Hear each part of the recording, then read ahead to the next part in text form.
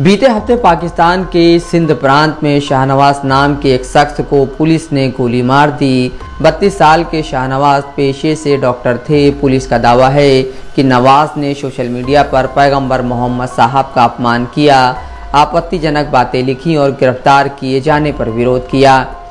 नवाज के घर वालों ने पुलिस के दावों को गलत बताया है। उनका कहना है कि ईश निंदा के आरोप में नवाज ने समर्पण किया था, हिरासत में ही उनकी हत्या की गई। परिवार का यह भी कहना है कि प्रशासन ने नवाज से कहा था कि उनके पास खुद को निर्दोष साबित करने का मौका होगा। पाकिस्तान में एक सप्ताह के भीतर यह इस तरह की हत्या का दूसरा मामला था। इससे पहले 12 सितंबर को बलूचिस्तान में एक 52 साल के व्यक्ति को एक पुलिस थाने में हिरासत के दौरान मार दिया गया था। उसे भी ईश निंदा के आरोप के बाद हिरासत में लिया गया था। गैर सरकारी संगठन पाकिस्तान मानवाधिकार आयोग HRCP ने इन हत्याओं की निंदा करते हुए अपने बयान में कहा कि वह ईश निंदा के 2 कथित आरोपियों की हत्याओं से बेहद चिंतित है। HRCP ने बयान में कहा है, ईश निंदा के मामलों में हिंसा के ऐसे मामले जिनमें कथित तौर पर पुलिसकर्मी शामिल हैं, चिंताजनक रुझान है।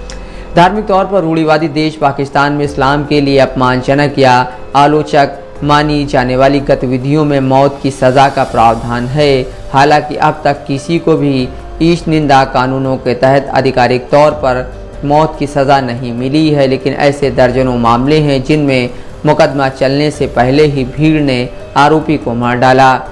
पाकिस्तान में बीते कुछ सालों के दौरान ईश निंदा संबंधित हत्या की घटनाएं बढ़ी हैं। कई मामलों में महज आरोप लगने भर से भीड़ उग्र हो गई।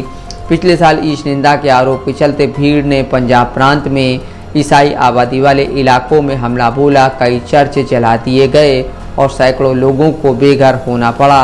ईसाई समुदाय का यह भी कहना है इस हिंसा में शामिल लोगों पर अब तक केस नहीं चला है। साल 2011 में पंजाब के पूर्व गवर्नर सलमान तासीर की उनके ही बॉडीगार्ड मुमताज़ कादरी ने हत्या कर दी थी।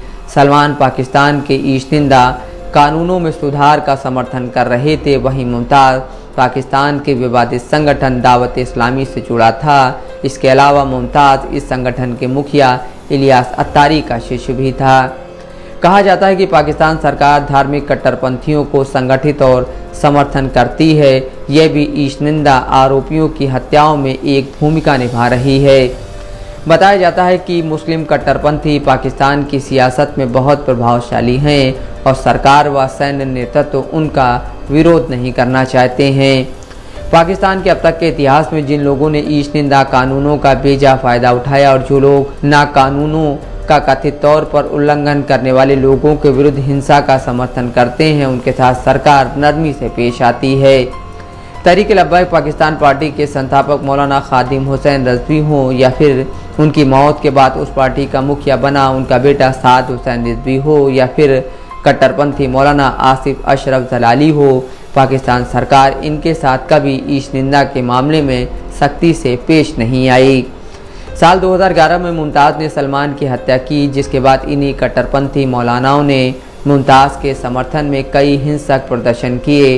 मुमताज़ को सलमान की हत्या के लिए फांसी पर चढ़ाए जाने के बाद इन्हीं मौलवियों ने उसे धर्म का हीरो और ईश निंदा का रोल मॉडल बना दिया। Bureau report, Dastak live news.